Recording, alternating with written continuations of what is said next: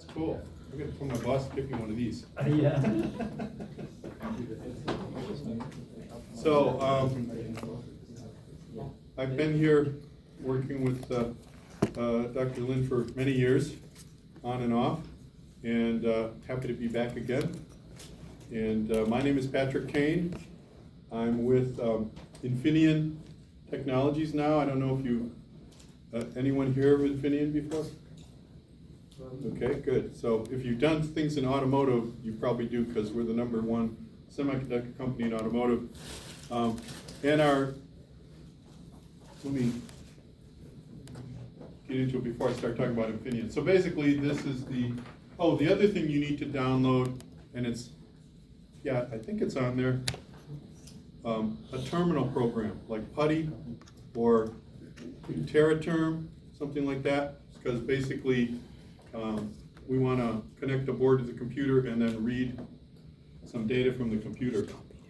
And that, even if you haven't downloaded, you can just go online and download it. It's very small. So I want to talk a little bit about Infineon, just so you know who we are, and just because we are looking for interns and college grads. So, and like I mentioned, our U.S. headquarters is right over by the airport here in El Segundo. So pretty close by. Then we're gonna just look at some kits and focus on the kit that you are holding. And we're gonna, before we even talk a lot about the software, I wanna go through the first lab. Just the idea here, my goal here is that you understand how the design flow goes for the software. I'm not going to teach you C coding, I'm not going to teach you embedded design, not in 2 hours, maybe in 2 years. but my goal here is quite simply, after we're done today, that you can know how to program a PSoC kit from the Modus toolbox, know how to create a project and create it. So we're going to do the lab, and then I'm going to talk about Modus toolbox. And then hopefully we'll have time, I think we will, we can create a CapSense design with Modus toolbox. So have any of you used PSoC before, Programmable System on Chip, so you know what that is. But for those of you who haven't, it is a programmable system on chip integrating configurable analog and programmable digital peripheral functions, along with memory and a microcontroller. In the case of the PSoC 6, it's always, more often than not, an ARM microcontroller, Cortex M series. And then, but in this case, we have actually 2 microcontrollers on this kit. And I'm going to talk about some of the other kits that we have here briefly before we start talking to PSoC. But yeah, it's 20 years old. The very first PSoC design was in the original Apple iPod, the very first big, application. So you can remember the click wheel and stuff, that was actually a PSoC in the iPod. And you didn't really need to do the click, that was haptic, so you thought, you were doing something, was using capacitive sensing, but the click was just so you could feel like you were doing something. They didn't need the click at all. So the first one I want to talk about is the 145 kit, which I have some here that I'll leave with Dr. Lin. And the thing about this kit works with PSoC Creator or Modus Toolbox. So this is one of the kits that has been ported. And the thing is you've got a PSoC on the front, and then you've got a BLE radio on the back. So you have a programming switch, because you can only program 1 chip at a time, and there's 2 separate chips here. So you need to flip the switch to tell the software which chip is programmed. But I don't want to get into too much detail. I just want to show you a few of the kits that are available for you in the future. Now this is a 4100 stamp board, and similar to the previous one, but you see it says plus, which that's, as its name implies, it means it's got more memory, it's got more analog, it's got more digital, and CapSense. So both these boards are CapSense, and you can see the kit you have has CapSense. It's got a slider. In your case, it's got buttons on either side. In this case, we've got the buttons down here and the slider up here. And the other interesting thing is that all of our kits now use a PSoC 5, which you may have used. This is a PSoC 5, but it's programmed to program this chip. The same thing on the kit you have. The programmer is, let me find an open one. Here's that.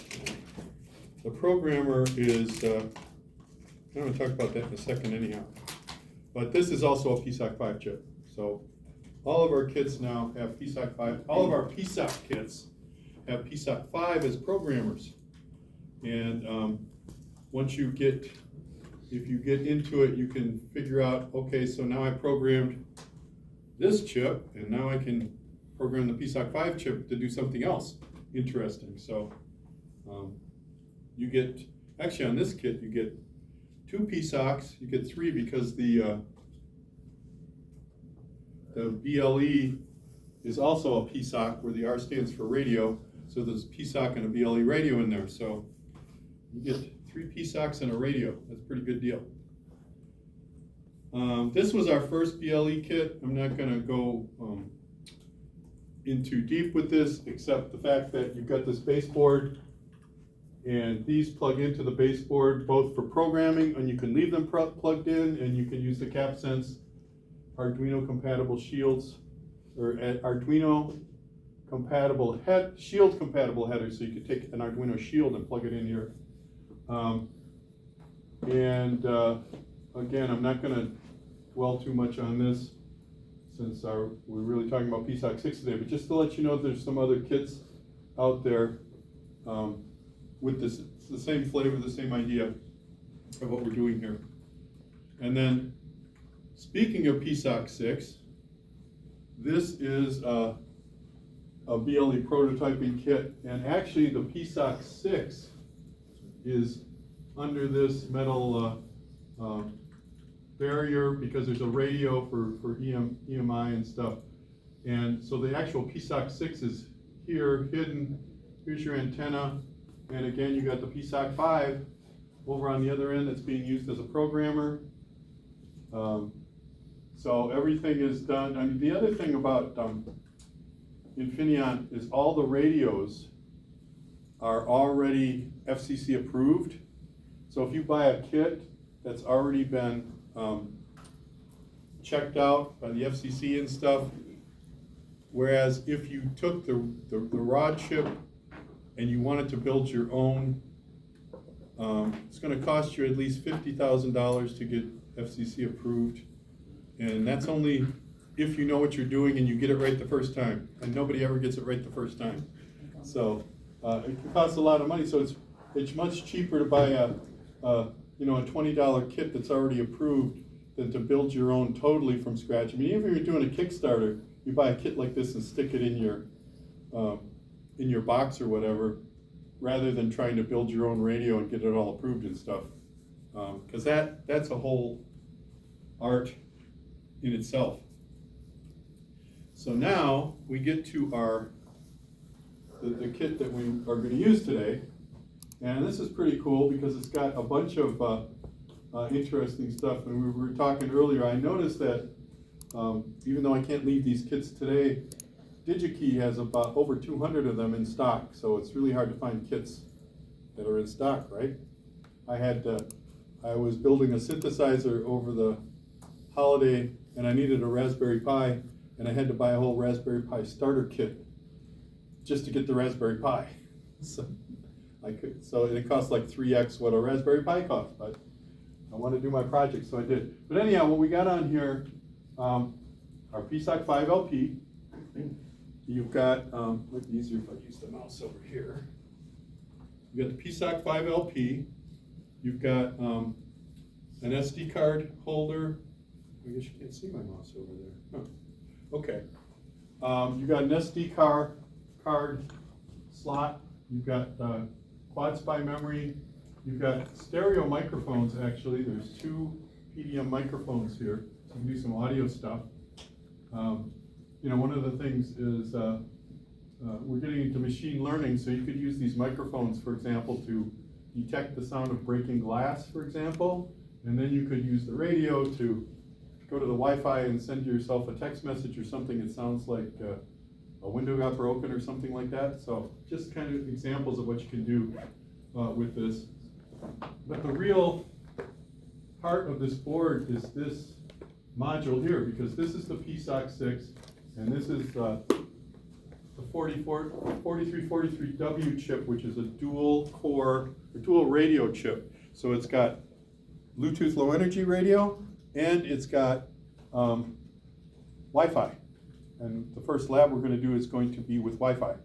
So, so we'll get into that a little later. Then it's also got full speed USB, as does the PSoC 5. So, important note, when you're programming, you must use this port, because this port is coming out of this chip, and if you try to do something, the software will say there's no kit connected. So you must use this port, because this is called a kit prog 3, even though it's a PSoC 5 LP, and that will enumerate in your, you know, on your little, the side of your screen, it will come up and say, getting the PSoC 3 ready for use, that kind of thing. And then, I think that's everything I wanted to, oh, well, of course it's got cap sense, we're gonna use that too. Buttons and sliders. And then this module, you can buy the module, but not from us. You can buy it from Murata, because that's a partner of ours, and they make a lot of these modules. So we make the chips. And, you know, we make some kits, but these modules, and this is much easier, because again, this is all FCC approved and everything, and you get this module, and it's not too bad to actually solder it onto some other, which is, as you can see on the kit, it's just soldered onto the kit. It's not part of the PCB. It's a separate PCB all of its own. So, and if you have any questions, by the way, just raise your hand and I'll be happy to try to answer them. So this is actually the basic PSoC architecture, and I mentioned it was dual core, so we have a Cortex M0 and a Cortex M4. And the Cortex M0 Plus runs at 100 megahertz maximum and is used, or should be used more than the Cortex M4, which runs at 150 megahertz maximum. One reason is that you use lower power. The slower you go, you can go slower than 100, that's just the max. But the slower you go, the less power you're going to use. So you only want to use the Cortex M4 when you need performance. You know, it's like when you need some heavy lifting done. And for example, we have some machine learning demos in the software, and those use the Cortex M4, whereas most of the other demos use the Cortex M0 Plus. In fact, what we're doing today, we're going to use the Cortex M0 Plus, not the 4. And of course, you can use both of them, and that's a whole nother workshop. So you've got, you know, the things like CapSense, direct memory access, the serial bus, you know, communication run by the Cortex. You've got shared resources, some of the memory shared, system resources, debug resources, and then you've got some special things that are related just to the Cortex M4 versus the Cortex M0 Plus. And the way this works is that, so there's some secure features here, and as we have moved on with PSoC 6 family, we have adding more and more type security features, crypto and stuff like that. We have some crypto here, and what happens here is the Cortex M0 Plus wakes up first, and it does a handshake with the Cortex M4. And if it doesn't get the right answer, it just shuts things down. So this was kind of our first security implementation, and now we have much more robust and sophisticated security features. In fact, I'll show you when we get to the software, any kit that has an S in it, that the S stands for secure, so it's got more algorithms. And these days, you can't just have the hardware be secure, and you can't just have the software be secure. They have to work together, because gotta make it harder for the bad guys to steal your code, right? So so the hardware and the software work together. I was asked yesterday when I was doing a workshop about the amount of software that Infineon uses, and it except for some of the basic chips like MOSFETs and stuff like that, which really, it's a transistor, right? Really not software, not programmable, let's put it that way. But any of the programmable chips, we used to say at Cypress, if it's, we used to say that silicon without software is just sand. So, I mean, the software is becoming a bigger and bigger component as time goes on. So even as electrical engineers, you need to know something about programming, or C, in the sense that I think at a minimum, you got to kind of be able to look at a program and figure out this is kind of what it's doing. You don't have to be an expert, but of course, and as a programmer, you also need to know something about hardware. So so that the thing, I see it overlapping more and more every year, the software and the hardware. So just keep that in mind as you're choosing your courses and things. So we're just about ready to do the first lab, but I do want to talk just briefly about Mona's Toolbox and why we call it a toolbox. You're a relative or somebody may have a big red box on wheels in the garage that has tools in it, and there's a drawer with wrenches, and this drawer has screwdrivers, and this drawer has, Allen wrenches or whatever. And anyhow, so that's the concept of toolbox, is that you have these compartments. So what we're going to use is the, I guess, vanilla version, so we're not adding any third-party tools, but what we've done is we've made it very easy to use third-party tools, because you might go get a job at a company and they'll say, well, we use IAR here, which is or Kyle, which are two different kind of compilers and things. One's from ARM and one's from IAR, and that's where this comes in. So you've got different IEDs and different compiler tool chains. You can use what you're comfortable with, maybe what your boss says you're going to use, but the green, or whatever color this is, these colored boxes, this is required just so it knows about the chips and the kits and the middleware. So we're gonna, the first one, we use a lot of middleware because Wi-Fi is it's got a lot of firmware involved with it. Whereas if you're just blinking an LED, you don't have much firmware at all, right?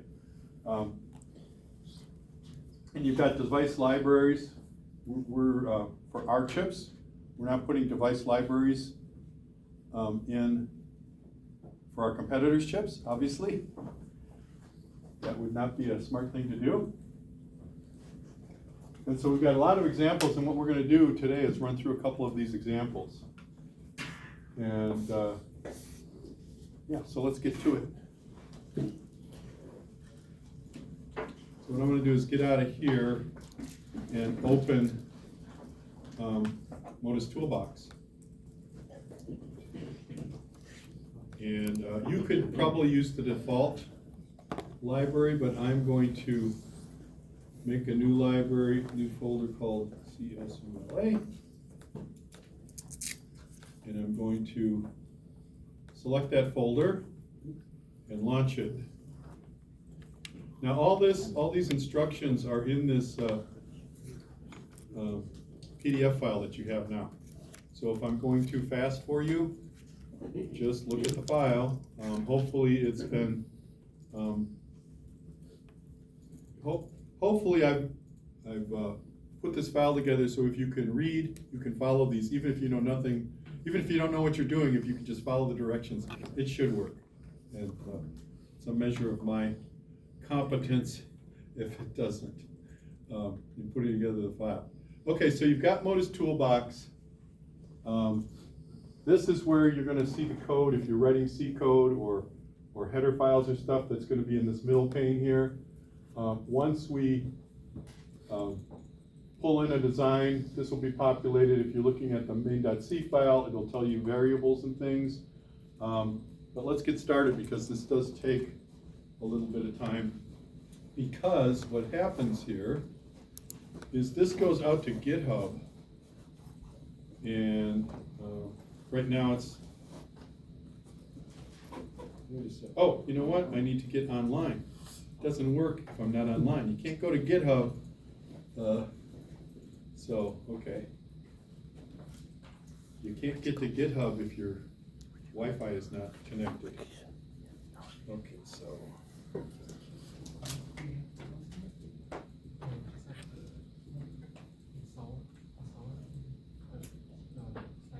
So, you guys are probably already logged in, obviously.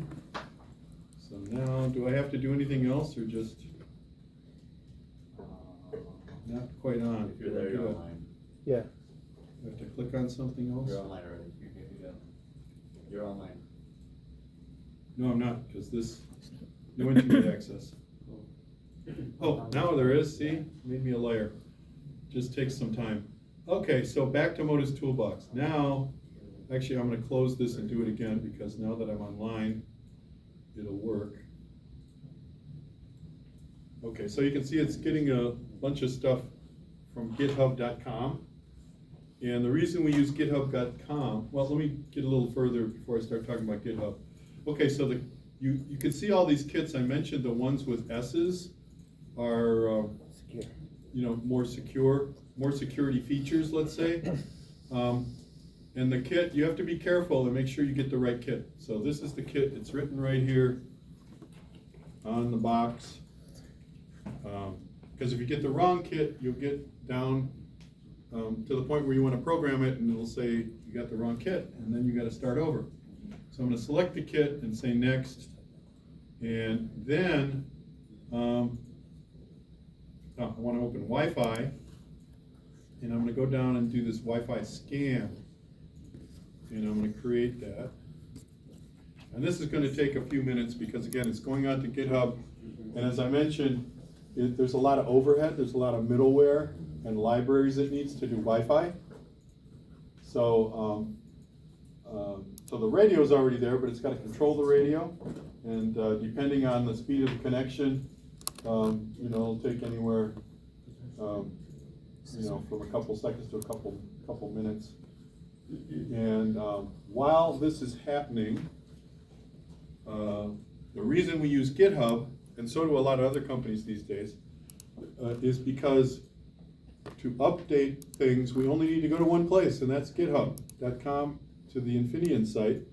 And like if we updated this example last week, we only had to update it at GitHub, because right now it's going out and it's getting whatever the latest example is in terms of the revision. It might have been updated last week, it might not have been updated for a year, but it's still going to be the latest example.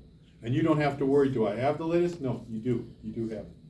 So that's part of the reason for using GitHub and why so many companies are doing that now. And by the way, on GitHub, on Hackster.io, you can find all different kinds of examples of PSoC designs, both from us or from makers. And I don't know that our customers are putting up their designs that they're trying to sell, but you can certainly see, there's some cool stuff. One person made a theremin, so they used the cap sense, but they used the proximity sensing instead of cap sense. Proximity sensing is just like cap sense, except you don't have to touch it, you just have to get close to it.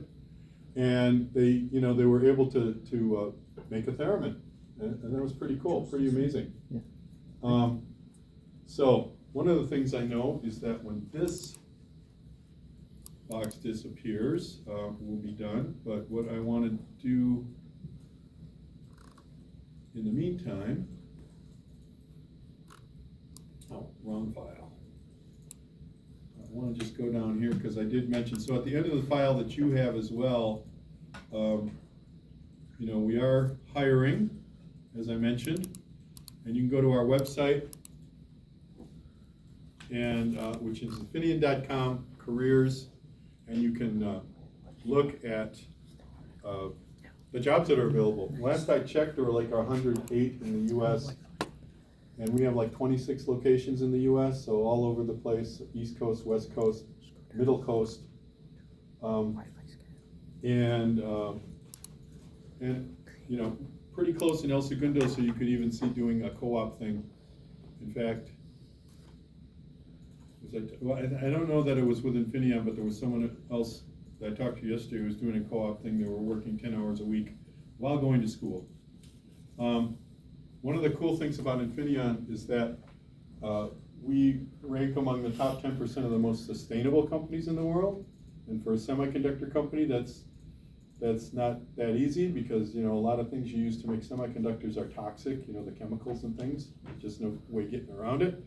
But for 12 years now, we have won these awards as being one of the most sustainable companies in the world. And in fact, all of our factories in Germany, which is where the headquarters is in Munich, the fabs and things are all 100% green power. And we're looking to do the same thing in the US, I think by 2025. What about Question? the opportunity for jobs in Munich? Well, how's your German? I got German friends, so. I will say this, that probably not, unless you were German or something, probably not off the mark for your first role at Infineon, but Infineon is a huge company with 50,000 employees, 128 locations all around the world, and my boss is from Germany, and we have another person in our group who's on like a 2-year from Germany here, and there are people from here who are working not just Germany, Singapore, Japan. So it's a company, I think, with a bright future and with a lot of possibility for movement. So the question, so the answer is, can you get your first role in Germany? Probably not, but in 2, 3, 5 years, maybe you could transfer there for a temporary role or something. And having said that, that also means if there's any questions about like visas and things, I mean, we do that all the time. So, so if you're a foreign student and need a visa to work here, we know how to do that. So it's not a big deal, to us at least. I think that other thing is done now, it must be. Okay, so you've got this thing called Wi-Fi scan, and you can open it, and then you'll see these files have auto-magically appeared, which from GitHub. And so what we're gonna do is, we've got some scan filters, and when we program the kit, what we're gonna see is every Wi-Fi node that is within the range of the radio. So, all right, and you have to plug your kit in first. You've got to get this piece of tape off first. There we go. And so hopefully you're able to follow along, but let me just get this kit programmed. Get this piece of tape off first.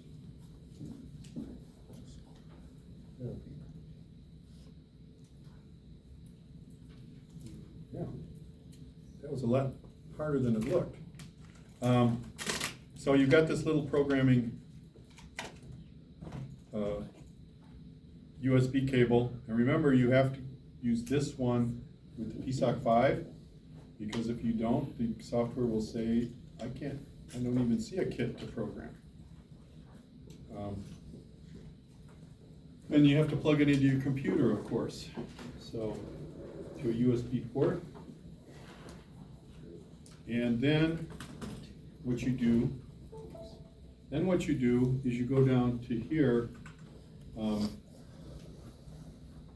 we call this the quick panel. I don't know why I didn't come up with the name, but that's what it's called. And you've got a lot of information here. So you got the new application and stuff. Build application only builds it, doesn't do anything else, doesn't do any programming. But if you go down to this launches,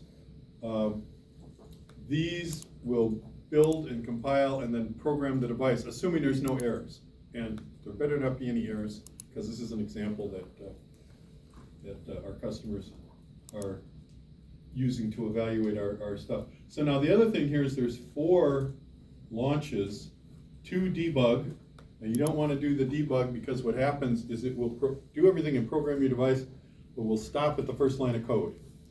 And then it'll look like it's not working even if everything's fine, because you have to step through the code. So, and then the other, the J-Link is a box that Kyle has come up with that goes in between the kit and the USB port, and it gives you a bunch of really deep, sophisticated debugging functions. But we don't need that, because we're just going to, the bottom one, the number 4, Wi-Fi scan program, the kit prog 3, mini prog 4, and again, the kit prog 3 is really that PSoC 5 chip. So you've got, so this will take a couple seconds, quicker than the downloading from the GitHub, because once you've got your application from GitHub, you don't even have to be online anymore, because you've got everything you need.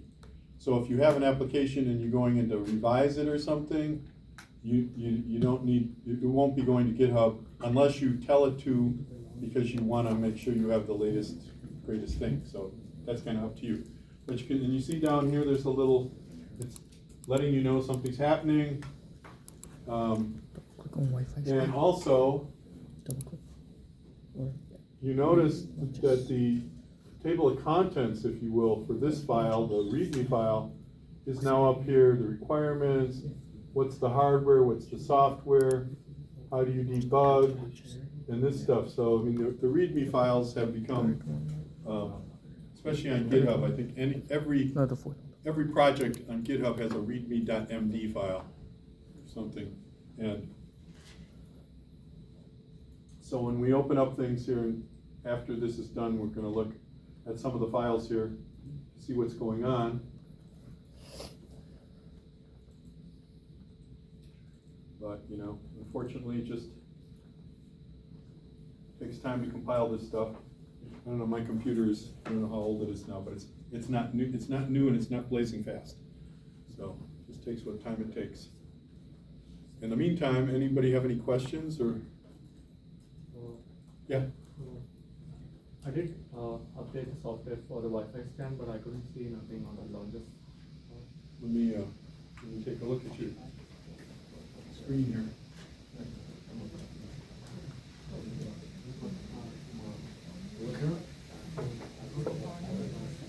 Oh, you have to enable it. Okay, that's good. No, Wi-Fi scan. There you go. No, I didn't.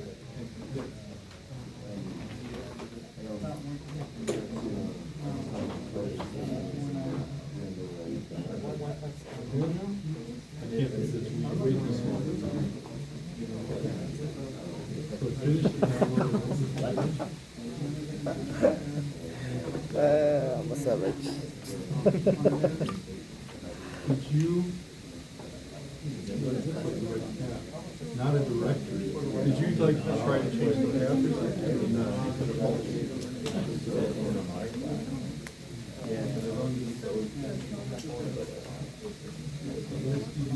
I'm waiting for an update and there's no shit just like that. These things typically appeal for.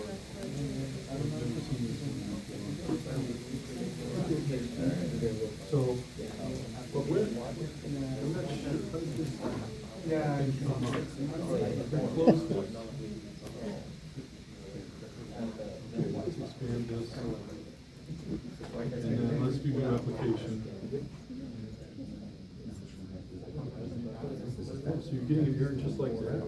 You're online, right?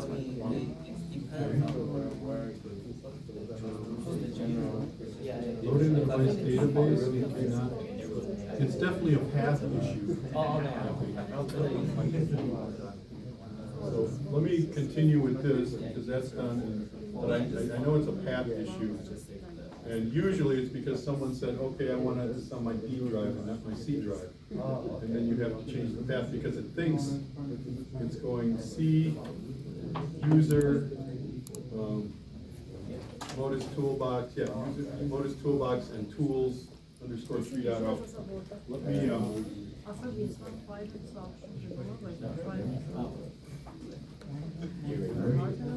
Let me, oh, so now it's programming. Yeah.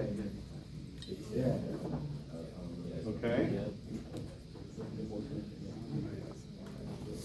And it is ready to go.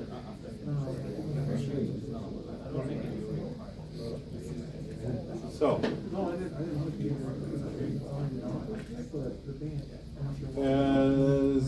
who has the device programmed? So far it all went down and you clicked on the Wi-Fi scan program and it finished.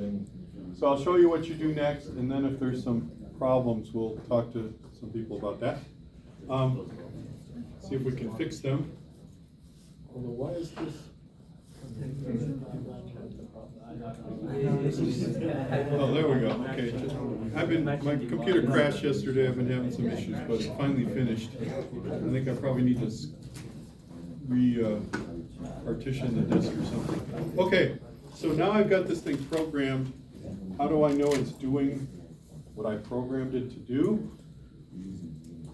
Well, I need to, first of all, open Device Manager and find out what COM port this guy is on. So KitProg3 is on COM34 on my computer.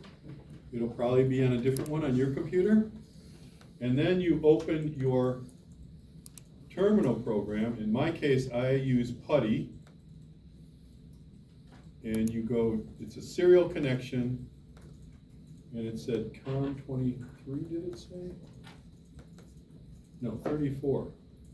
How did I get 23 out of 34? And then the speed is always 115/200.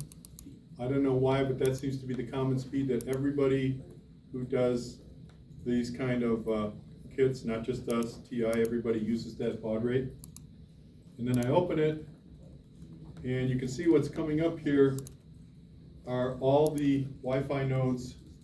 There's CSULA open, there's Eduroam, there's secure, and then if I press the reset button, not the reset button, the user button, what happens is it's looking for 5 gigahertz now, and apparently there are none, and if I press it again, then I get, so there's 3 modes here. One is looking for 2.4 gigahertz only. The other one is looking for 2.4 and 5. And then the other one is just looking for 5 only. And apparently there's no 5 gigahertz in range of this, 5 gigahertz nodes in range of this radio. Quick question, what was the speed? 115/200. So has anybody, while we're kind of paused here, has anybody got questions or having problems?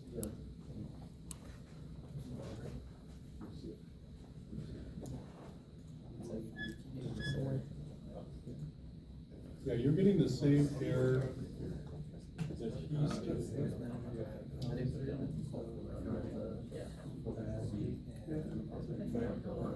Well, it's just if you put it, if you use default, you don't have any problems. If you are going to put it somewhere else, then you need to do a path, cy_tools_path. So if you open your paths, Don't worry about it. yeah, there. So you need to change the path. Either you can do 2 things. You can reinstall it and just use the defaults, or you can go and change your path. No, mine is also. Well, that's it. No, so there's got to be Modus Toolbox and tools in it. That's not the right path. for Modus Toolbox. Just go online and build there. You'll see where it says Modus Toolbox? You're gonna do it 4 times. And then Tools. Okay, now that's the path. So you have to change that, you have to close Modus Toolbox because it won't recognize the path until you like reopen it.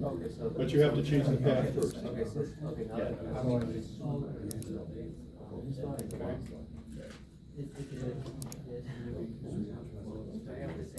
So it's the same thing, you have to use the path. No, the path for Modus Toolbox is. So it's usually the user. So if you go to like users, you go to C.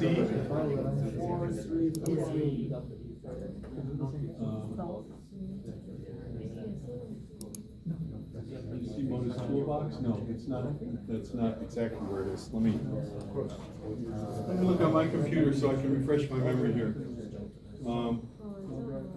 Okay, so C, program files.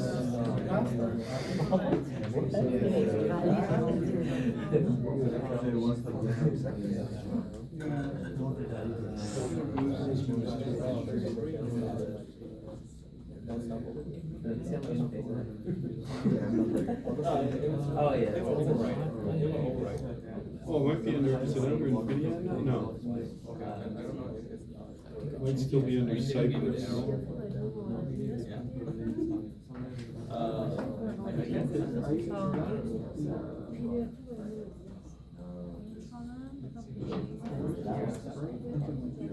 So that's still under cypress.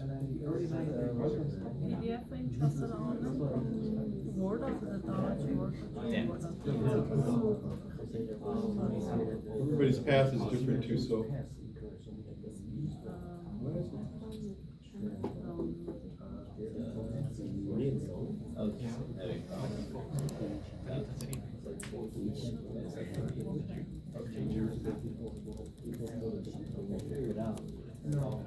Tell you what, there's an easier way to solve this. If you go under the help menu, and if you go Modus Toolbox Installation Guide, this will open a PDF file that will tell you installing in a non-default location, product versioning suggestion. So see, here's what you need to, oops.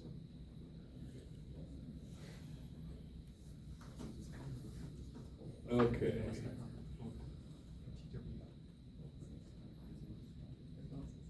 I think that's not what I wanted. It's going to look something like this. CY tools.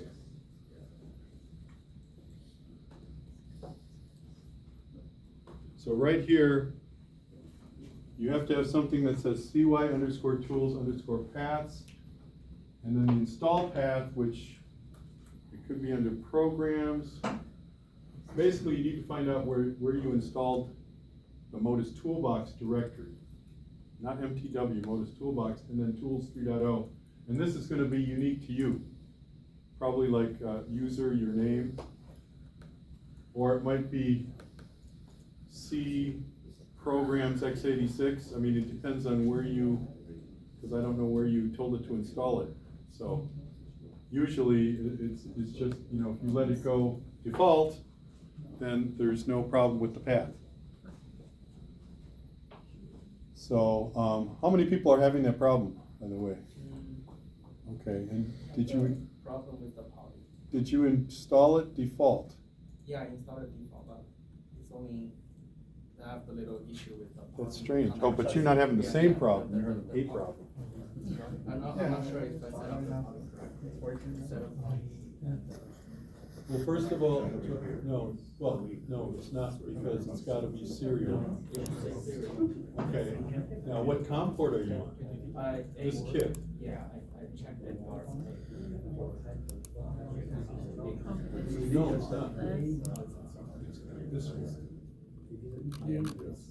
Kit Prog 3.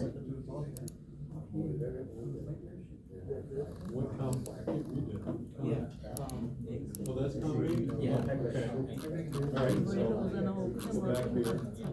115, 200, and then open it. It doesn't open? Yeah, it doesn't, it just, Well, I mean, I don't know, because this is putty. but before all the setup, I did this.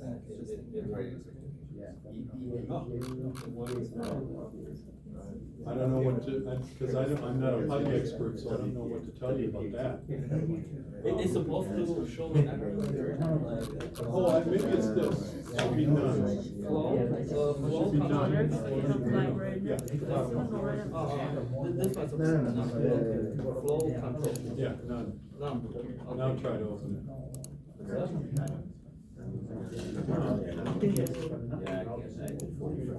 200. Parity none. Flow control none. Let me go back and, because I obviously have an older version. So let me go back, let me stop this, and I'll reopen this. And we'll see if there's, what's different. Because, okay, so serial, and wait, you know, Terraterm was the one that had the Xflow stuff, because I don't even have, Yeah. close your putty and open it again. It's Just like close- different versions. Just close putty and open it, and we'll see if you get the same screen I get. I'm not sure if I'm running the. Okay, so now you have the same screen I have. Just click on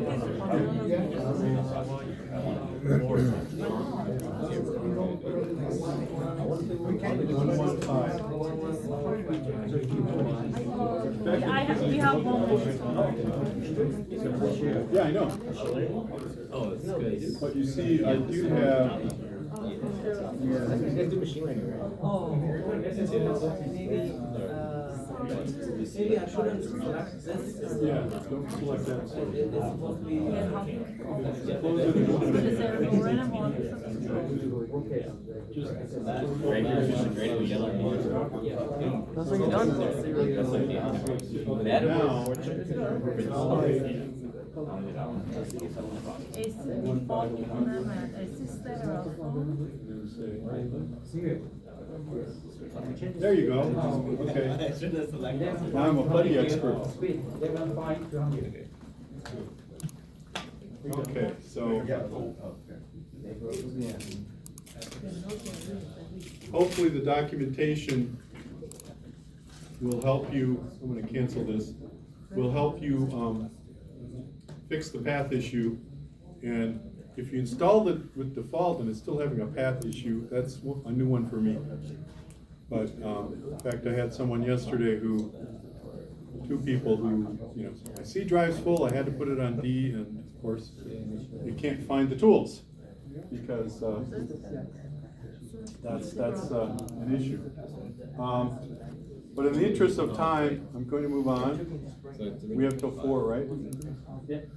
So I'm going to move on to the next.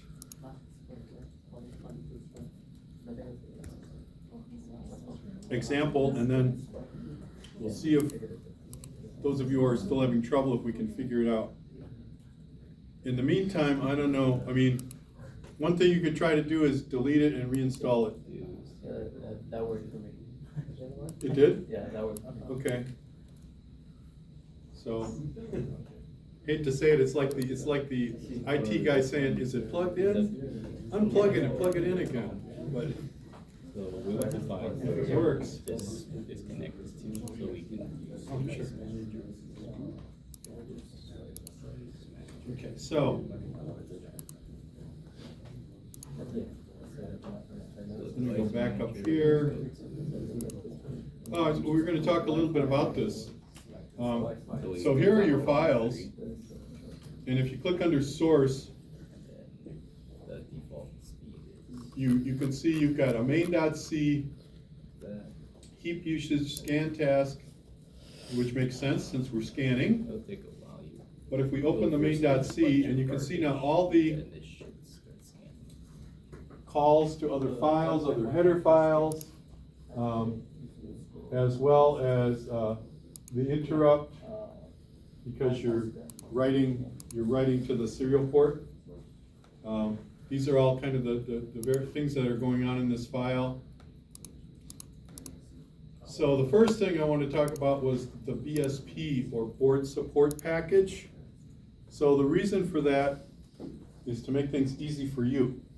So the board support package tells the software, okay, I've got this kit, and it's got an LED on it, it's connected to this port, and it's got a Wi-Fi radio on it, and it's connected to this port, and it's got an SD card, it's got a microphone, and the BSP tells the software where everything is on that specific kit. That's why it's called a board support package.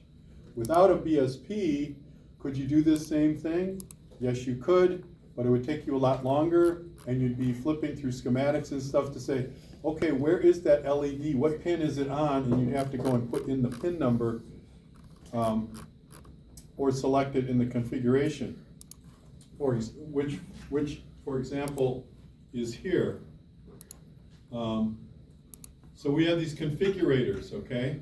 So the device configurator is kind of the broadest one. There's specific ones, but here, if we look at pins, for example, the green pins are the ones, this is not in the PDF file, by the way, this is kind of just to show you around Moda's toolbox. The green pins are ones that are being used, okay? The orange ones are the ones that are dedicated, so like X reset and some stuff like that. The gray ones are power pins, either VCC or ground. And then there's no red ones, that's good because that says error. So, and if you click on a pin, it actually tells you what's in the file, which is the, this is the GPIO.h, and using the hardware abstraction layer. And in this case, the hardware abstraction layer, or HAL, is the interface between the firmware and the hardware. So what goes in between, so the software stops at, the C code stops at a certain point, but the HAL takes over, and it's that little piece of firmware that's in between your C code and the actual, for example, radio or the actual PSoC. So hardware abstraction layer, it's a term that's used in TCCIP,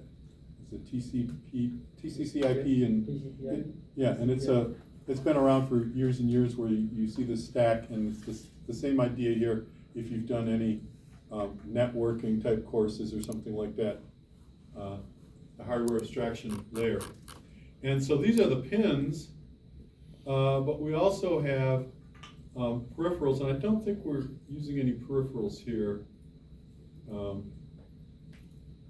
I think they put CapSense into every, we're not using it here, but I think the people doing the examples put it in there. You've got system stuff, so you've got where are the clocks. Actually, if we can see what this stuff is. So you see you've got some, the fast clock and the peripheral clock, a slow clock, so if you're in sleep mode or something, you still need a bit of a heartbeat, but that's a really slow clock because you don't want to use any energy. But it's still keeping time so that when you wake it up, it knows where it is. It doesn't wake up and say, oh, where am I? No, it knows where it is because this clock has been there.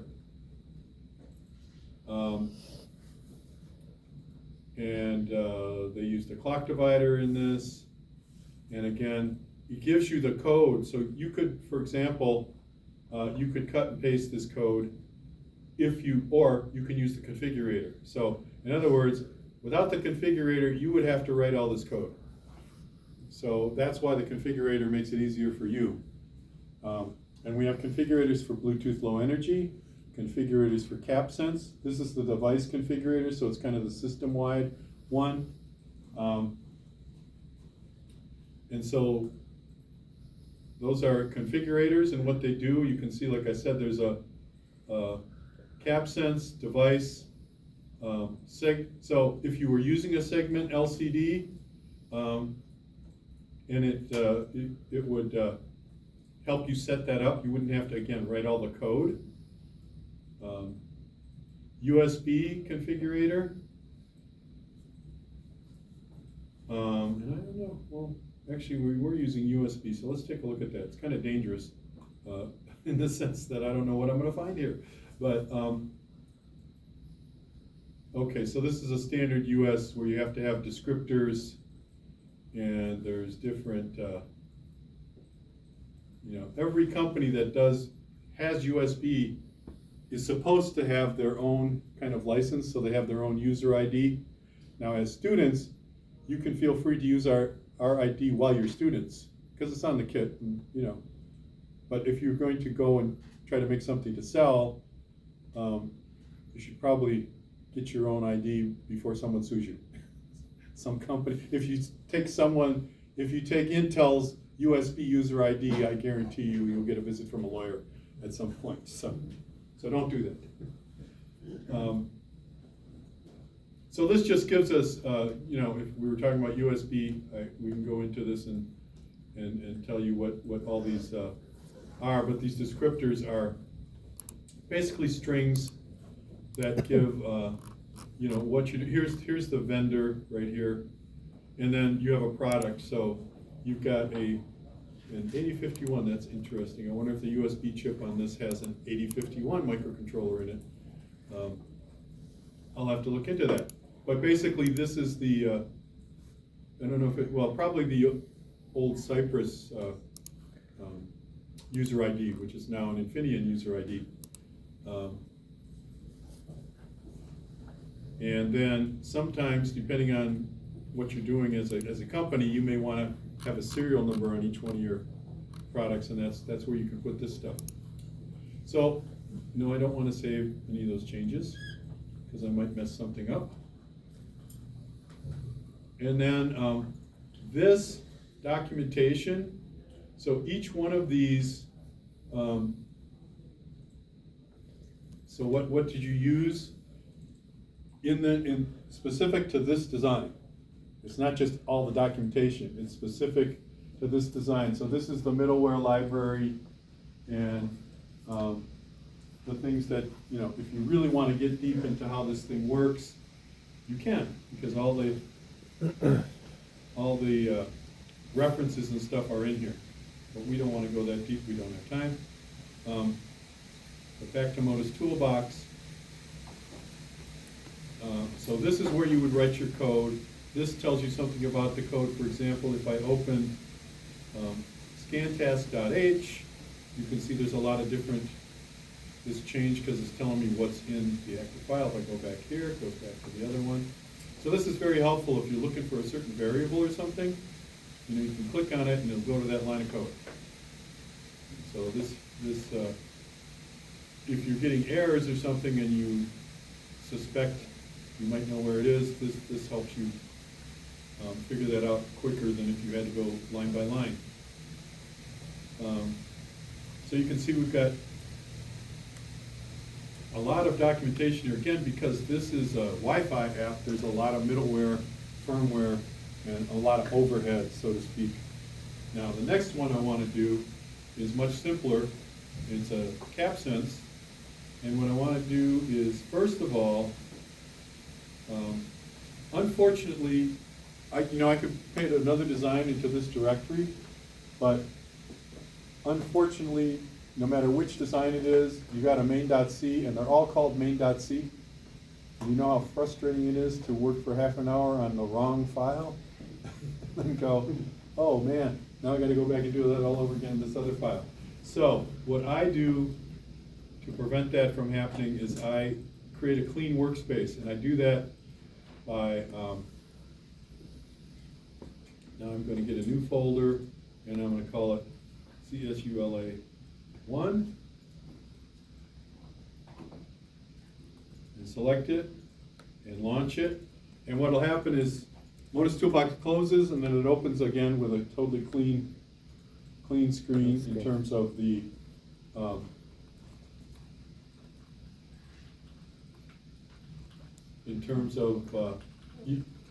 there's no main.c yet, because we haven't picked an application, so you're not gonna make that mistake, that's the point.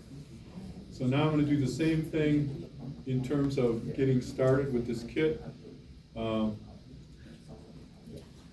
So it's going out to GitHub again and getting the kits. And by the way, just while we're here, let me just show you some. So this kit that I showed you earlier, the 145, which you can use PSoC Creator, or you can use this software for the kit. But if I would select this kit, okay, so this has some peripherals. It's got CapSense, we know that. And getting started is basically hello world, which is can I blink an LED? But we're not going to use this kit, so I'm going to close that. Or I'm going to go back rather. And we're going to go back and select the same kit that we had. It's got to be the 4343W. There's a lot that end in that, so make sure it's the right one. The one without the S in it. And now what we're going to do is do a CapSense buttons and slider. So this will go quicker and create, because there's not all this firmware overhead that the Wi-Fi has. CapSense is much easier to use, and it's also, it's much less firmware and middleware certainly than Wi-Fi. There is some firmware, obviously. So CapSense, you guys know what CapSense is?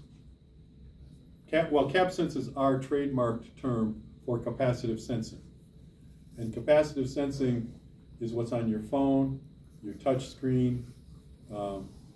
If you have a fairly new car, there's probably a touch screen in the center panel. And we, I don't know if we're the leader, but we're certainly either number 1 or 2 in that area for capacitive sensing. So there's another company called Semantics that, Semantics, that does CapSense as well. But you're either going to have our CapSense chip or their CapSense chip.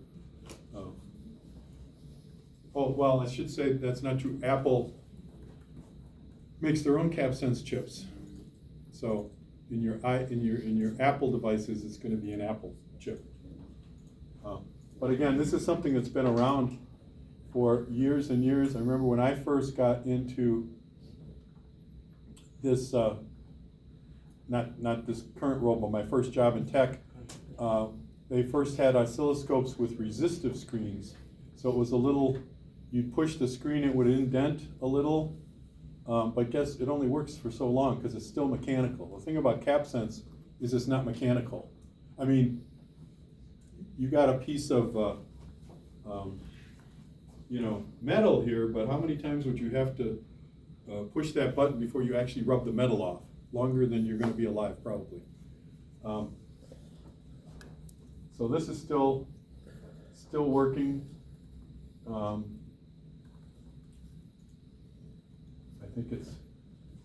think we got it. So now if I click on this, I will get my launches and things. And so let's just program this, and then we can talk about it after we're done programming it.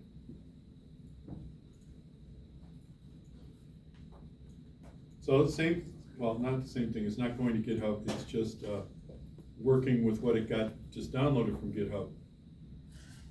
The other thing too is if you change something, for example, in the software, maybe you change the radio name for the BLE, it will be much faster because it knows, oh, everything's the same. It looks at the files, okay, what's different? This is different. And it just goes ahead and only recompiles that part. The other ones it says, oh, no change. nothing to do here. So what we're gonna do here is we have, actually I should get a longer USB cable so I can show you what's going on. Oh, gee, I got that here. So I can show you what's going on. I can show you some other cool stuff too.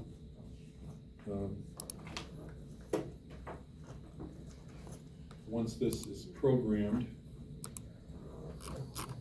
it is programmed. So take out the short one, put in the long one.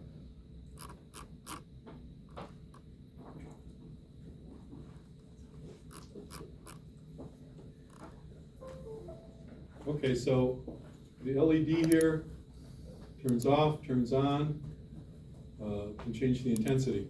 So that's what I'm doing here.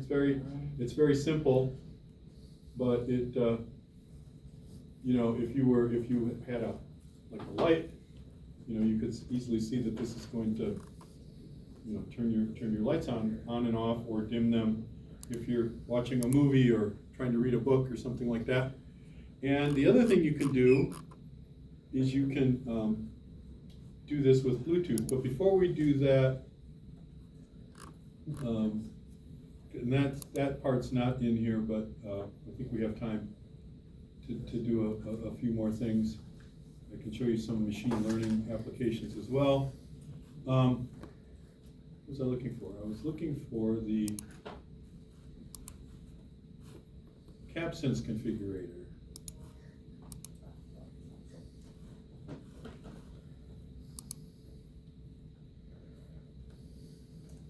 Okay, so it's telling me here, now I could change these if I had a different configuration. What if I had 3 buttons? Well, I could add a button. Something's going on here that's taking a long time. Maybe I got too much stuff open down here. So I could add a button. I could add a matrix of buttons. I could add a touchpad. So this is actually what, you can't see it on your phone, but you can't really see it up here either. Because the screen is off. So what, can you see it here? But if you click on this thing that says touchpad and it's a diamond pattern, crisscrossed, and that's actually what's on your phone and your iPod and stuff, they found that that's the most, it's indium tin oxide, ITO, and it's transparent, but it also has capacitive properties, and so that's how they can do all this touchscreen stuff, because they have this ITO, and they have found that the most, or at least one of the most efficient patterns is to use this crisscross pattern, which turns into diamonds, so that you can tell if you have 1 finger on, if you have 2 fingers on. If you're holding your phone up here, it's saying, oh, there's too much going on, so it's not really, we don't want to even turn on the CapSense. And so you can add these things. So right now, we have, can I delete it though, is the question. Oh, delete, of course I can. And you got your linear slider, which is what this is. This is the linear slider. And actually I mentioned the first iPod earlier. That was basically a linear slider, but it was a circle. So it was the same concept, but in a circle. And that's pretty neat stuff. That was like 20 years ago, so it's amazing. You know, can you even remember when iPhone didn't exist? And maybe you can't, because maybe you're not that old as I am. So. Yeah. So what I want to do here now, and then we'll look at some of the files, but I want to create yet a new, and this again is, this part is not in the PDF file, but I'm going to create yet another new folder called CSULA 3, and select that folder. And what I'm going to do is I'm going to do the same thing, but I'm going to use a BLE radio as well, so I can, well, I'll show you. You'll be able to see what's going on the kit on my phone. And so this is pretty cool. So we got this, and same thing again. New application, same kit. Only thing we're going to change is the example. So I've got the PSoC 6. I've got the there it is. I've got the 4343W, and now I've got some Bluetooth applications. So what I'm going to do is I'm going to do a Bluetooth button and slider. Now there is an application called AirRock, AIROC. So if you did want to follow along, you could download that on your phone, and you'll be able to do the same thing. So we're using CapSense buttons and sliders with Bluetooth. So it's essentially the same design, except we're adding a radio to it. And then I can show you a little bit about how to set up the Bluetooth radio. Now one thing I found out, well, we'll wait till I get to the configurator. But you can actually use any, I think, Bluetooth application. There's lots of different Bluetooth apps in the Apple Store and stuff. And any of them will work, at least to connect with the radio. But one thing that is kind of neat about Bluetooth is it has a list of things, typical applications like glucose meter, thermometer, heart rate monitor. CapSense was a custom one that we had to do, which is why it won't work, but it won't work on every application. But if you have a heart rate monitor and you tell, I'll show you this in the configurator, you tell the configurator that the profile is a heart rate monitor. When you open up the BLE app on your phone, it'll come up with little heart beating, and it knows this because they put that into the app as well as into the protocol. So the Bluetooth low energy protocol, for some reason they put the BLE protocol into the Bluetooth protocol. So now it's about a 5,000 page document, which is free. You go to bluetooth.org, you can read it, and if you have insomnia, I highly recommend reading this document. You'll be asleep in about 10 minutes. It's not meant to be exciting reading. So again, we do the same. I want to wait till this gets done, and we do the same thing where we. Okay, just waiting for background stuff. So this is a brand new version. So we just came out like a month ago of Modus Toolbox. So I'm still finding some new things that, for example, we can. Up until this version, you could only program in C, but I think now they allow you to do C++ as well to do the programming. Although some people will tell you C++ is not good for embedded design, too much overhead and things. But what do you think? I think C's. God, is it 50 years old now? At least was it? Yeah. And they're still using it for the most part. And then, and then there's stuff like Python. And so there are some things where you do Python, like on the machine learning, a lot of the models and stuff are written in Python. But again, if you're doing a real-time operation in Python's an interpreted language, the latency is sometimes not good for, like, if you step on the brakes in your car and the brakes are run by Python, you might hit the other car before you actually start stopping. Because okay, so I got this now, and I'm going to program it, show it to you, and then we can. Oh, you know what? I forgot to change the radio name, but we'll see. See, because basically out of the box, without changing the radio name, the radio is going to be CY8C Proto. It's going to be the name of the kit. And if we all did this and didn't change the radio name, there's going to be 30 radios with the same name. And even though we can connect with the radio, we're not going to know whose radio we're connected with. So, my mistake. I should have changed the radio name. But what I'm going to try to do now is, I don't know where that happened, but I have to enter my ID. It doesn't like my face all of a sudden. Okay. Uh-oh, what happened? Oh, you know what? I had this problem yesterday, and what? Second stage build. And the way I solved it yesterday was to just, you know what, I'm gonna exit this, and instead of, oh, I should have just created a new, what I'm gonna do is I'm gonna use yesterday's version that worked and not worry about troubleshooting my computer in the interest of time. So, I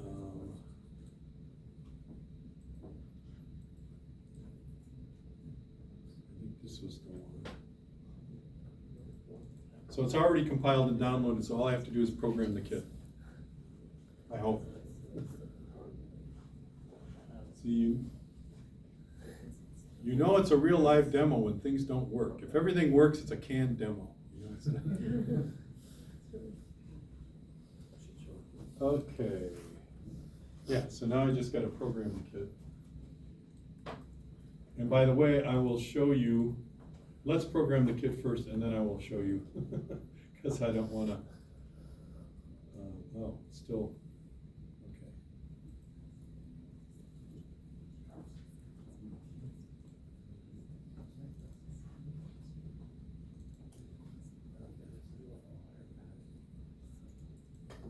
So, hopefully we will not see that error because this programmed a kit just last night without any errors.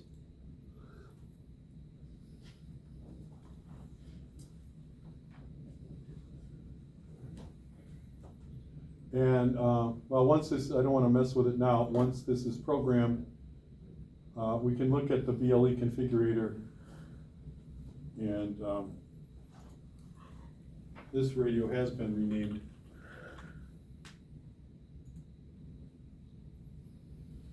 Okay, I think we got past, yeah, we got past the error, so I got to figure that one out. So I'm glad I closed it because the error will still be there when I reopen it, and I can go spend some time figuring out what's going on. So when you see all these little hash marks, those are, it's programming. First it erases, and then it programs. Standard stuff. Okay, so this should be transmitting now, and if I, where did I put that air rock?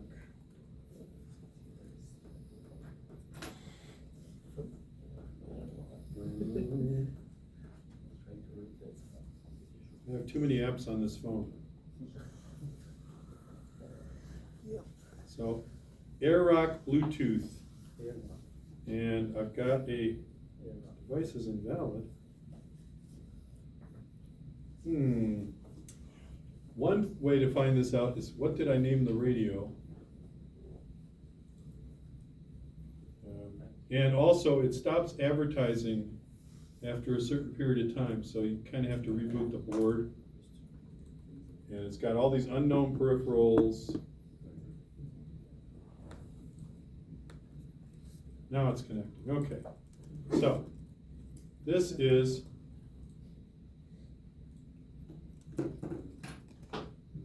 so as I slide my finger across the slider, it's showing up on my phone. And if I hit, oh, I got to change to the button app. As I touch the buttons, it shows up on my phone. So the BLE radio, and I'm using the AirRock app. The one I told you about. Although I can't find it on my phone, I have to do a search. I gotta clean up a lot of this stuff in terms of the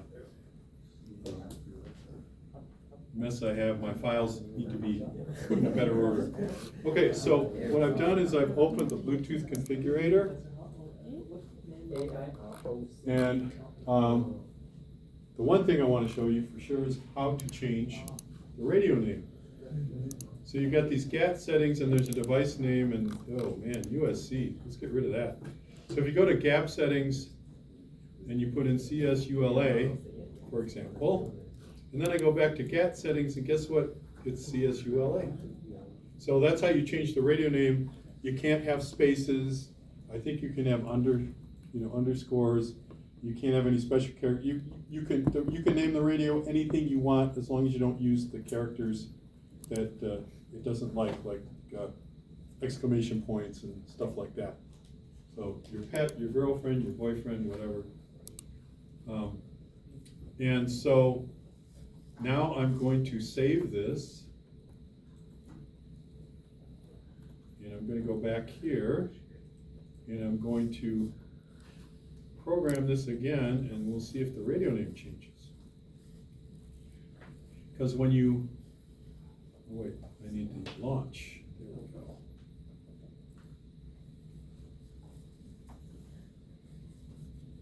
So I'm quite confident the radio name is going to change. But there's other things that you can set, and we'll go back as soon as this gets programmed, because I can show you where these profiles are.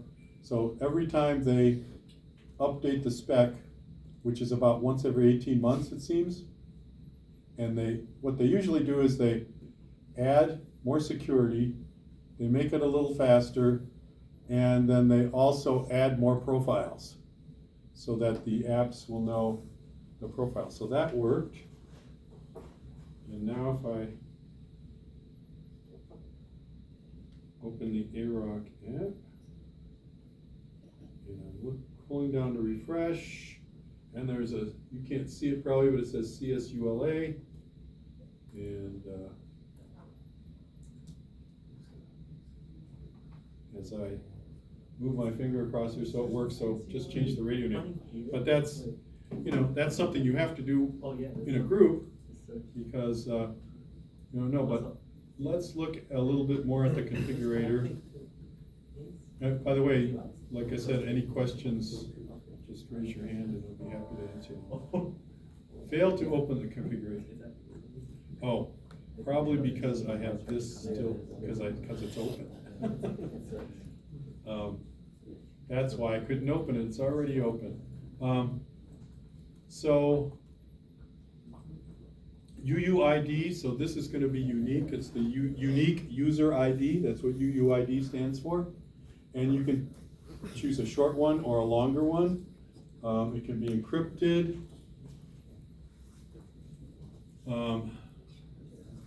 Gap role.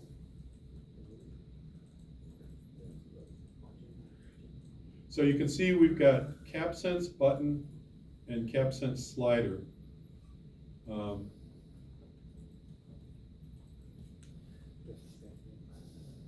So advertisement settings, so this is called Bluetooth Low Energy for a reason. You can set how long it's on, and then it just stops, and then you'd have to reset it somehow. With the kit, for example, the reset. So you have the advertising interval that you can set.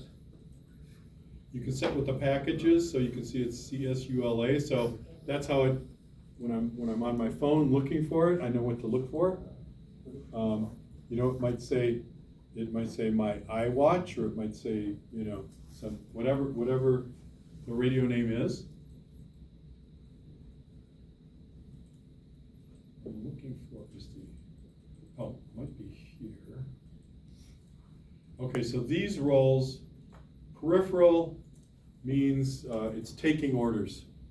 I'm telling it, I want some data, it sends me data. Where the central is the one giving the orders. The broadcaster is like, something you'd put on a Find Me, like on your keys. Like, where did I leave my keys? Or, here's a good example, because if I use my phone on the watch, I can just click on this and tell you that my phone is sitting right here, and I couldn't even see it. So that's an example of a Find Me kind of app. And then there's an observer, which is like the first lab we did. We're looking at the Wi-Fi nodes. And you can do the same thing with BLE, and you'll find the BLE nodes. And then if you open one of these on your phone, you're probably gonna see like 100 unknown peripherals, which are basically other people's cell phones, iWatches, anything that computers, because most computers these days already have BLE inside, right? So what I'm trying to, external appearance, UUID. I'm looking for the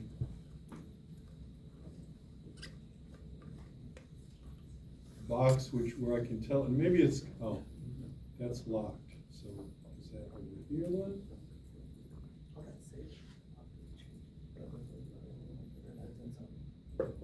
Ah, here we go. This is what I was looking for, the appearance. So, you know, you got blood pressure, you've got cycling, various cyclings, a computer, glucose monitor, insulin pump, key ring. Okay, let's live a little. Let me try putting something else in here. Let's say I'm telling the appearance is a blood pressure, and I will save it. And now I'm going to do something really dangerous, which is to program this again and see. And it should come up on my phone as a blood pressure monitor. So it should be a little picture of a heart or something. So this is how you can change, you know, what your peripheral is, or you can write a custom one because they don't know. But the people writing the spec and people from Infineon are on that team at the IEEE. So these are the people that write the specs, but there's also people from other companies on there too. It's not just us writing it, everyone has to agree, because that's what a protocol does. The reason for a protocol is so that TI's BLE can talk to Apple's BLE, can talk to Infineon BLE. They all have to work, otherwise then you just back to the bad old days where, you know, if you didn't have the right cable, you couldn't charge your device. You had to go spend $15 just to get the right cable that cost them. It's still called CSULA. I didn't change the radio name. It's still showing me capsins. So I guess it's, yeah. I guess it is more difficult. You can't just change the appearance. I probably had to change some other things in the configurator. Or make sure that I,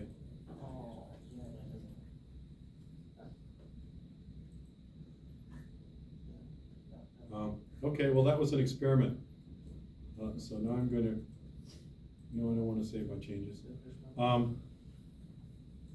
So that was an experiment that didn't work, so we're going to figure that one out too.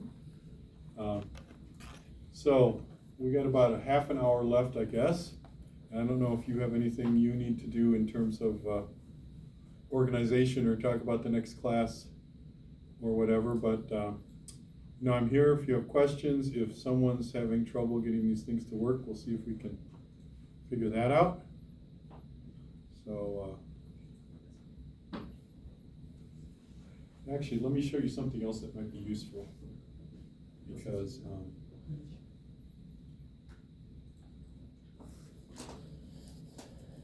we had this installation guide. So let me go to infineon.com. Oops, gotta spell it right.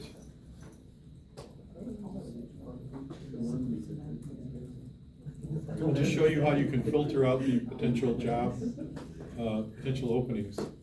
So you go to infineon.com, you go to careers. I think it must be like switch 1, switch 2. Yeah, right. And then you go to job search. And for example, if you were looking, let's just say we're looking for an internship, or I'm just graduating. And you can see there's 517, but that's worldwide. So let's go down to the United States, see how many we got here. So we got 35 openings for new college grads or interns right now.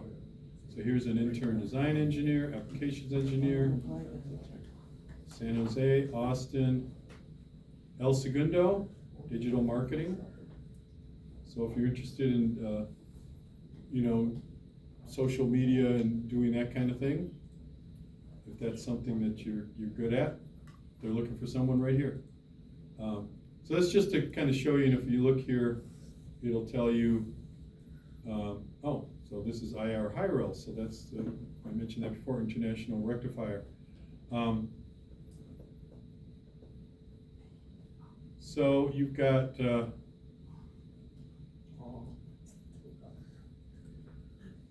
it tells you basically the experience and stuff, and then you can apply online and put your resume up there and that kind of stuff. So I think it's personally, now that I've been there since 2020, because Cypress before and we were acquired, I think it's a good place to work with a bunch of good people. It's a people company.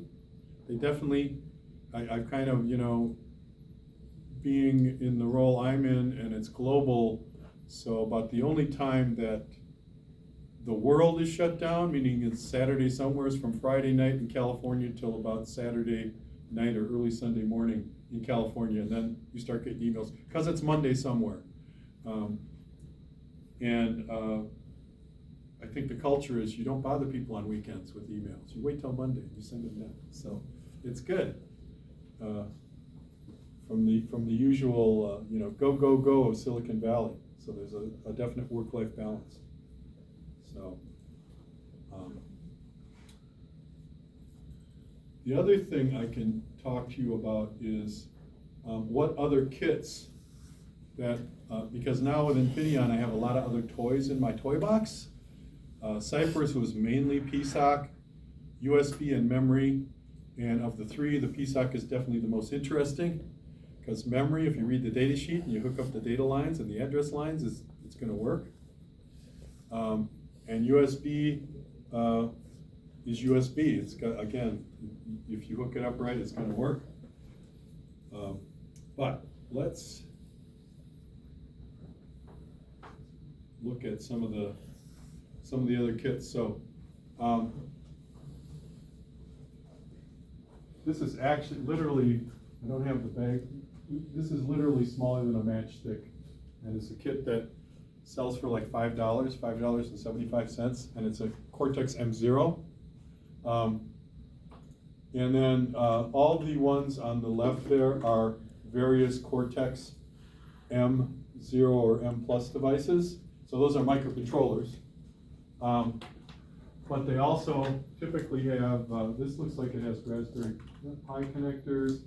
They have Arduino connectors. And some of these actually have Arduino libraries that Infineon built, if that's where you want to go with it. But the thing about Arduino these days is it's a layout and it's a form factor. It's not so much sketches and stuff like that. It's just it's Arduino compatible, means the footprint is compatible. These are some what we call legacy Cypress kits. I showed you some of these earlier. This is not the kit we're using today. Oh yeah, I forgot I can show you that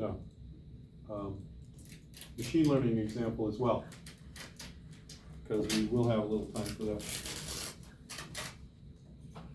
Then if you're doing anything like with robotics or something where you need a motor to move something, so from the power chip side, we've got these H-bridge kits, DC motor drivers, brushless DC, and some of them have the microcontroller right on board, and some of them you would add another kit, but it doesn't have to be the XMC microcontroller. It can be any microcontroller. In fact, let me point out this.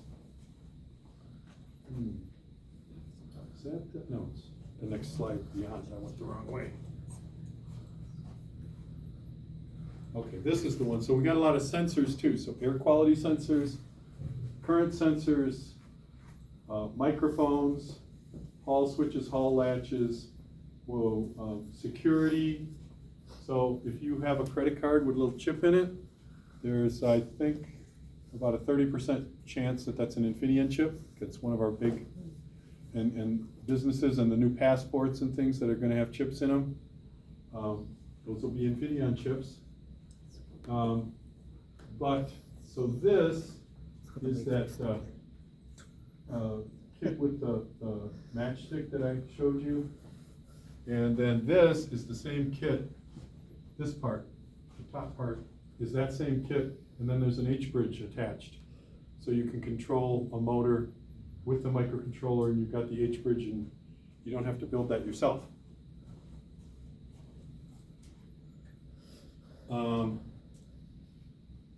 Adapters, so any of these sensors, the footprint, if you want to use a Raspberry Pi, you can put 3 of them on that Raspberry Pi adapter. Or if you're using an Arduino footprint, you can put 3 of those on an Arduino footprint. And then finally, radar. So this is the type of radar that you would use, for cars, for automotive, to keep you a certain distance from the car in front of you, or when you're backing up to warn you that you're getting close to something you're going to hit. It's not the camera, but the beeping, that when you get close to something, it gives you some warning. And that's a pretty cool kit, and it's fairly new. And then the other thing is on Hackster.io, as I mentioned, GitHub we talked about, but we've got all these projects on Hackster.io. And some of them are done by Infineon engineers, and a lot of them are done by makers and students and things. So you can find all that there. And then there's if you go online, you can find this Infineon Maker book, which is really cool because it gives you a lot of information in depth on these kits and what you can use them for. Maybe good for getting ideas for a senior project, for example. The other thing, something that just came out last October, is something called Matter. Has anybody heard of that? It's a new protocol, M-A-T-T-E-R, and what it is it's for smart home. So in other words, so that your Google doorbell can work with your Apple thermostat, and it takes care of all those protocol things. So you only need one little box, and so there's only one entry. Part of it's security, because every one of these things hooks up to the internet at some point, and it's got some security in there that keeps people from hacking your house, basically. So, I mean, more and more stuff. I mean, my refrigerator called me and told me to pick up some milk on the way home, They're getting, not are you smarter than a 5th grader, are you smarter than your house? That's the latest thing. So let me show you one more thing, because pretty cool stuff. I don't know if this is the kit or I can find out quickly. So this is all programmed and stuff, but it's just a different PSoC 6 kit with a, actually, I can show you quickly what's on here since I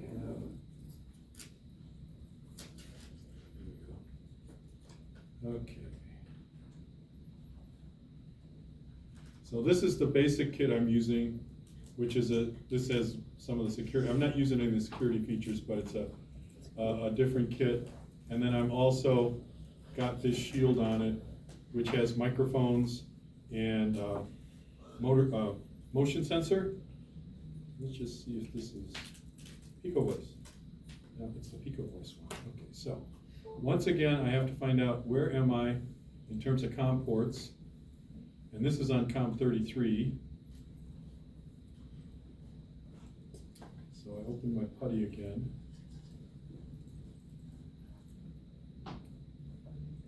Same thing, except changing the COM ports. You would think that a kit plugged into the same USB port would always use the same COM port, but it doesn't. Always uses the same baud rate though. Okay, PicoVoice, turn on the kitchen light. There, you can see, I don't actually turning the light on and off, but you can see it understood the wake word. It says it's true. and it's changing the light in the kitchen, the state is on. If I say Pico voice, turn off the kitchen light.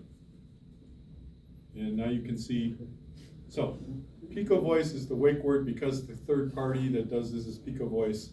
You can go to picovoice.com, get your own models and things. You could train this to recognize different words. And you know, and all this, and certainly as students, there's certainly, I don't know if it's free forever, but there's certainly a trial version for you to do this kind of stuff. And then the other one, the other one I have is, this is pretty cool too.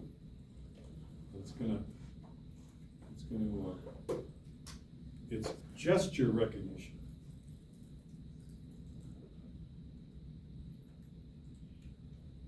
And if this hasn't changed, it should be on COM 27, but we'll see if it's changed or not. COM 27, okay.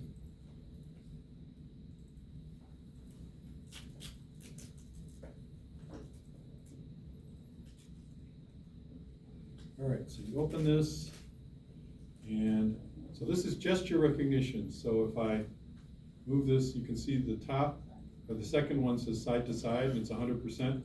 If it's over 60%, that's pretty good. If I move it in a circle, if I make a square, if I just stop and do nothing, it'll go to negative. 100% means nothing's going on. What happened to my... there it is. And in this case, if I change the orientation, nothing happens either, because when we developed this, we didn't have very many kits, so we only had 3 people to train the model. So it's not trained very well. It's like a dog that's not totally house trained, you know. So, but you can train this some more and get better, you know. So all the orientations. But right now it only works just like this. Even if I turn it like this, it still doesn't work, which was freaking me out for a while because I didn't figure that out. And I go, this worked yesterday, why is it not working?